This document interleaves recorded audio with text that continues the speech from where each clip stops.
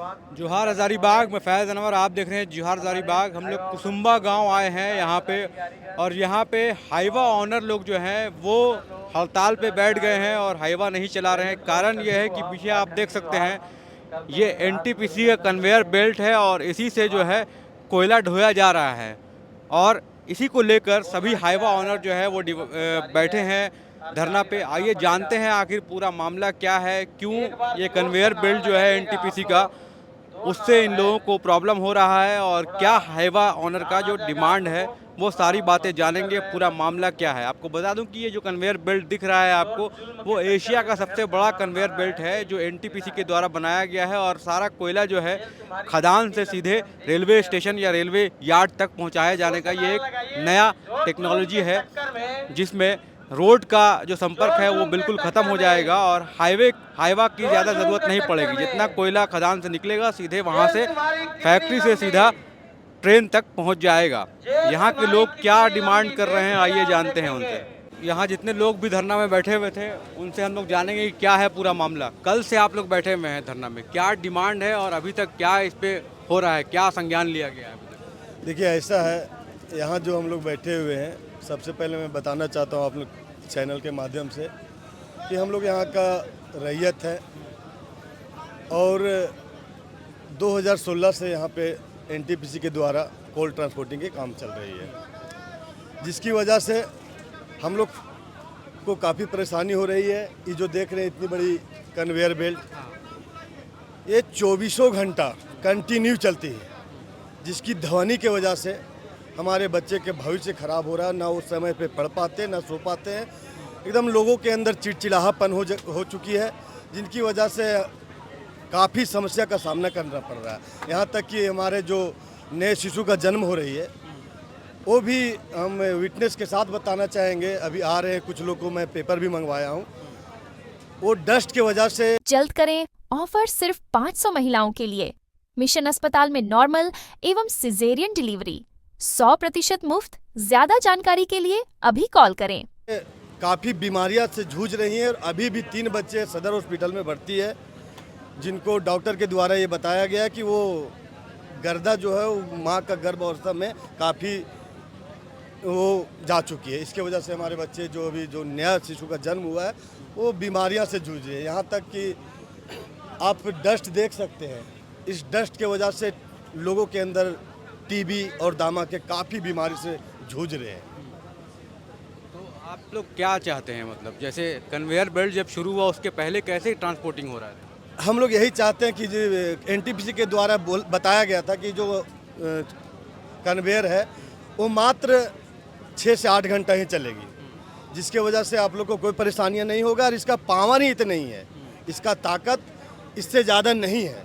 तो इससे हम लोग आश्वस्त हो गए कि कोई बात नहीं। इसके पहले 2016 में आप इतिहास उठा के देख सकते हैं कि यहाँ पे कोई भी गाड़ी ऑनर नहीं थी। कंपनी के आने के बाद हम लोगों ने सिर्फ इतनी बड़ी कंपनी आई तो एक उम्र जगह की इतनी बड़ी कंपनी, तो हम लोग रोजगार से जुड़ेंगे।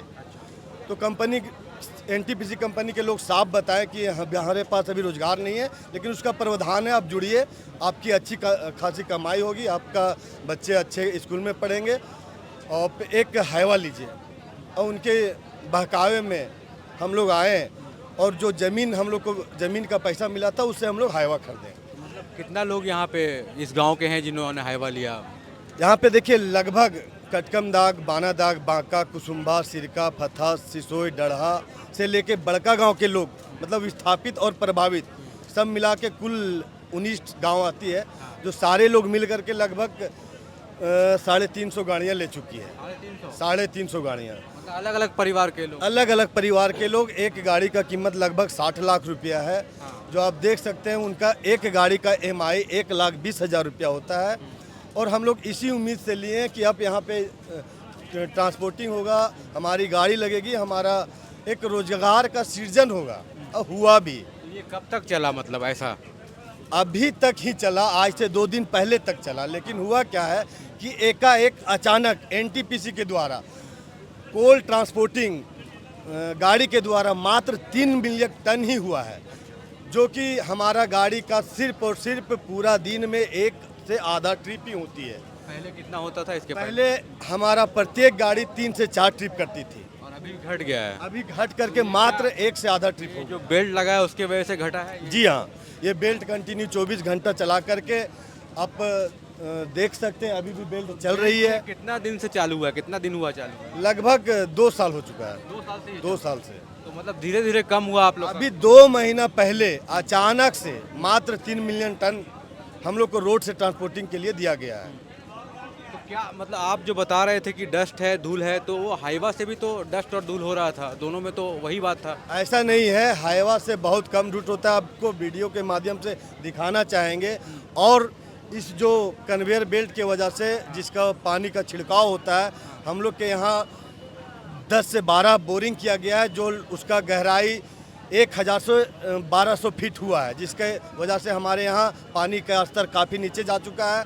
और हमारे जो नल थे, कुएँ थे, मतलब वो सारा उसका पानी का लेयर नीचे चले जाने की वजह से सूख गया है। अब हम लोग को पानी के लिए हमारे गांव में लगभग घरों में 100-150 फीट ही डीप किया गया था, वो पानी का स्तर नीचे जाने की वजह से हमारा नल नहीं चल पा रहा है। मतलब बहुत सारे प्रॉब्लम्स मतलब ऐसा चल रहा है। तो इन सब डिमांड को लेके आप लोग किससे बात करने गए सबसे पहले? देखिए, हम लोग जो है विधिवत जो हमारे एनटीपीसी के प्रोजेक्ट हेड हैं, इनसे पहले फैज तैयब सर से उनसे वार्ता किए, उनका एक लेटर देने का काम किए, और यहाँ से लेकर के दिल्ली तक भी हम लोग आवेदन दिए, सांसद महोदय को दिए, विधायक महोदय को दिए, डीसी मैम को दिए, एसपी साहब को दिए, थाना प्रभारी को दिए। सभी तक हमारा काम जो था, एक एक आदमी तक हम लोग अपना आवाज़ को लेकर के चिट्ठी पहुंचाने का काम किया, लेकिन हम लोगों का सुनवाई करने के लिए अभी तक कोई भी नहीं आए हैं, और ना इस समस्या को जानने तक यहाँ वो लोग इच्छुक नहीं हैं। हम लोग अब विधिवत इतने लोग बैठ करके और कानून के हिसाब से अपना मांग को रख रहे हैं। आगे क्या है, मतलब इसको लेके आगे कैसे जा रहे हैं? देखिए, आपके चैनल के माध्यम से हम बताना चाहेंगे कि आज से अगर 4 महीना पहले जाएंगे हम लोग, तो बहुत ही सुचारू रूप से आपका कन्वेयर बेल्ट भी चल रहा था, और हमारी गाड़ियां भी चल रही थी, और 4-5 ट्रिप भी कर रही थी। तो हमारी रोज़गार भी सही थी, हमारे ड्राइवर भाइयों का रोज़गार सही था, और कन्वेयर बेल्ट भी जा रहा था, 2-3 डेक जा रहा था, तो पॉल्यूशन भी कम हो रहा था, आवाज़ भी कम हो रहा था। 4-5 घंटे चलाते थे तो हमें कोई आपत्ति नहीं होती थी। आज स्थिति ये हो गई है कि आज 2025 में मार्च में जैसे ही हम लोग आते हैं, वैसे ही मात्र रोड से 3 मिलियन टन का क्वांटिटी ये टेंडर करती है रोड ट्रांसपोर्टेशन से, और सारा का सारा माल जो है 14 से 15 रेक बेल्ट के माध्यम से ले जाने का उसका प्रावधान तय करती है। अब इसके वजह से हमारी तो सबसे पहले जो 4 रेक 5 रेक डेली जाती थी, अब वो एक ट्रिप और आधा ट्रिप पे आ गई है सर। इससे क्या हो गया कि हमारी रोज़गार एकदम सीधा एकदम ख़त्म हो गया है। दूसरी बात है कि बेल्ट जो कंटिन्यू चलाया जा रहा है, इससे हम लोग रैयत हैं, इससे भी हमारे 24 घंटा चलने से काफ़ी इसका ध्वनि प्रदूषण और इधर एयर पोल्यूशन से काफ़ी परेशान हम लोग जूझ रहे हैं। तो हमारी यही मांग है कि आप बेल्ट को भी मात्र दिन में आप चलाएं, रात में शांति से सोने दें, बच्चों को पढ़ाई करने दें, और दिन में जिस तरह से 24 घंटा चलती थी गाड़ियाँ वो भी चले और ये भी चलाएं। दोनों को समन्वय मिला करके आप चलेंगे तो शायद हमारी रोज़गार भी बचेगी, आपका बेल्ट का जो आपने काफ़ी पैसा खर्च किया है वो भी आपका चलता रहे, हमें उससे कोई आपत्ति नहीं, लेकिन हमारी रोज़गार को न छीना जाए, यही हमारी मांग है। अपने बच्चों को अब दूर भेजने की जरूरत नहीं, अपने सामने बनाइए उन्हें डॉक्टर और इंजीनियर। ज्वाइन कराइए आकाश इंस्टीट्यूट, जहां हो चुका है मेडिकल और इंजीनियरिंग के लिए प्रवेश प्रारंभ। Aakash Hazaribagh, first floor, above Reliance smart point, Atal Chowk. वहीं दूसरे ओर एनटीपीसी का पक्ष ये है कि एनटीपीसी के जो पकड़ी बरवाडी के परियोजना प्रमुख फैज तैयब ने बताया था कि पर्यावरण और वन मंत्रालय के निर्देशों के तहत अब खदान से निकला कोयला कन्वेयर बेल्ट के जरिए ही भेजा जाएगा। बड़का गांव खदान से बानादाग कोल साइडिंग तक लगभग 22 किलोमीटर की दूरी तय करने के लिए यह कन्वेयर बेल्ट इस्तेमाल किया जाएगा।